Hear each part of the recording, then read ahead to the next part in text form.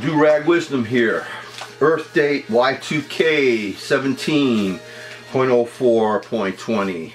These are all resistance matters. You know, points you should know when you're going out to fight for our democratic republic, which is under attack. We are starting, by the way, the 4th month of the birther bastard traitor and the invasion of our country.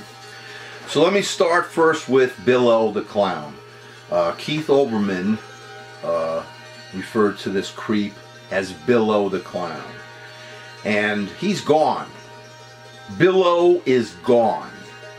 And what it makes me think is this: what goes around comes around.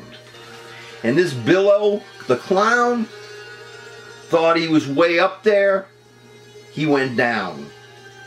And I'd like to think that this is the beginning of the end for all these creeps, these fascists, these hate mongers. That this Billo the clown thing is like kind of a harbinger for the beginning of the end of these right-wing fascist bastards' rule over us. And I mean, just to add to this, in Georgia, Ossoff worked as Ossoff, and he got like close to 48-something%.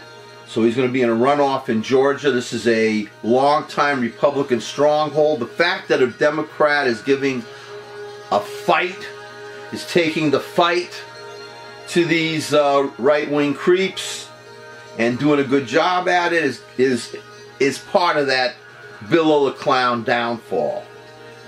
On the other hand, folks, I don't know what kind of Democrat this is. Could be a right-wing Democrat. Could be a Republican. And that's one of the problems that the Democratic Party has to face, is to purge itself of the right-wing corporatists among them. Going on with keeping our eyes open.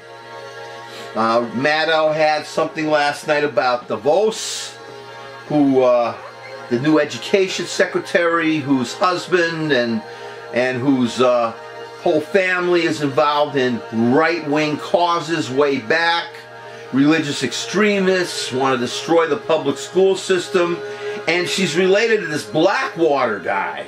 One of the creeps on the birther bastard Trump Putin's campaign was an ex-Blackwater freak. He was the founder of Blackwater, and he's related to DeVos, and he was working with the campaign, and he talked to the Russians also.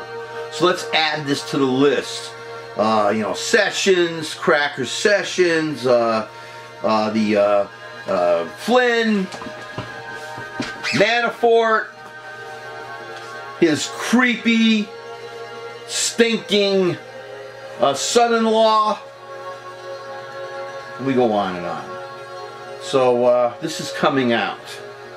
And the fact that Chayfetz, he swore that if Hillary Clinton, when she became president, he was going to persecute her to the ends of the earth. We could be sitting here right now in an alternate reality, folks, where Hillary Clinton is president and this creep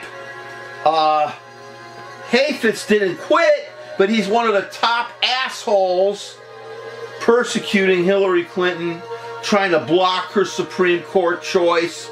If it was up to the GOP, if Hillary Clinton had won, we would still have an even Supreme Court, and they would keep it that way until they had an opportunity to put their own stamp on it.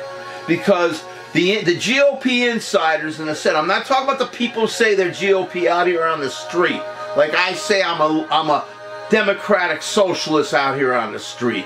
Like, I'm not a member of the Democratic Socialist Party. So, the people out here who say they're GOP, hey,